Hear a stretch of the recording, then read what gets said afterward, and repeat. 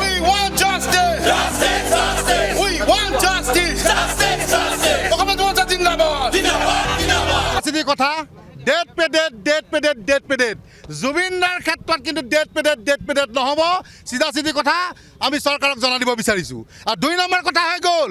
যে অকল এই 5টা যি কালপ্ৰিট জেলত থৈছে এইকেইটাক অতি শীঘ্ৰে ফাঁচি দিয়া ব্যৱস্থা কৰিব লাগে 3 নম্বৰতে হৈ গ'ল যিকেইটাক চাহ তামোল খুৱাই ছিংগাপুৰলৈ আকৌ পঠিয়াই দিলে সেইকেইটাক টেটুত ধৰি চৰকাৰক আনিবৰ বাবে অনুৰোধ জনাইছোঁ আহ্বান জনাইছোঁ আৰু যদি চৰকাৰে কোনো ব্যৱস্থা নকৰিব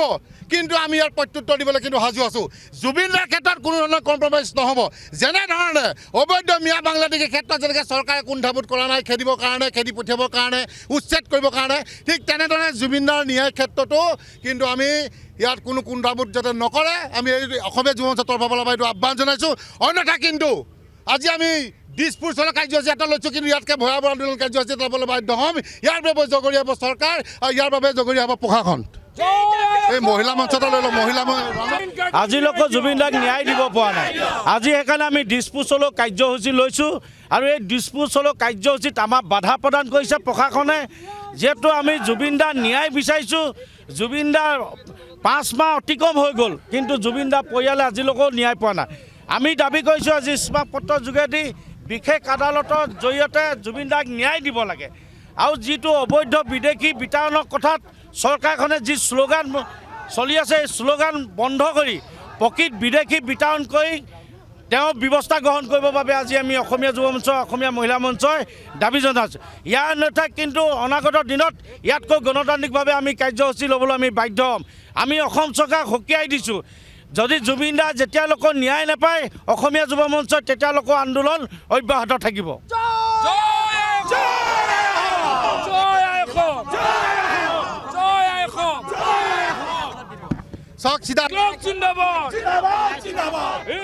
জুবিনদাৰ যেতিয়া মৃত্যু হৈছিলে আমাৰ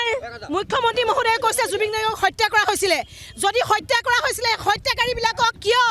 জেলত ৰক্ষণাবেক্ষণ দিছে অতি শীঘ্ৰে এই কালপ্ৰিটকেইটাক অতি শীঘ্ৰে ৰাজহুৱাকৈ ফাঁচি দিব লাগে আৰু যদি তেওঁলোকে নোৱাৰে ৰাইজৰ মাজত উলিয়াই দিয়ক এনেকুৱা ধৰণৰ তেওঁলোকে এই ৰাজনীতি কৰি জুবিনদাক লৈ যিজন মানুহৰ জীৱিত অৱস্থাৰ ৰাজনীতি তেখেতে ভাল নাপাইছিলে আৰু সেইজন মানুহক লৈ কিন্তু ৰাজনীতি কৰা হৈছে গতিকে আমি কোনো কাৰণতে অসমীয়া মহিলা মঞ্চ যুৱ মঞ্চই জুবিনদাৰ ন্যায় নোপোৱালৈকে আমি কিন্তু হাত সাবটি বহি নাথাকো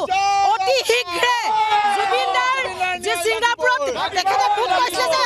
হত্যা কৰা হৈছে তেখেতে যেতিয়া 19 ছেপ্টেম্বৰ অক্টোবৰ যেতিয়া হত্যা তেখেতৰ মৃত্যু হৈছে তেতিয়া নিজে কৈছিলে যে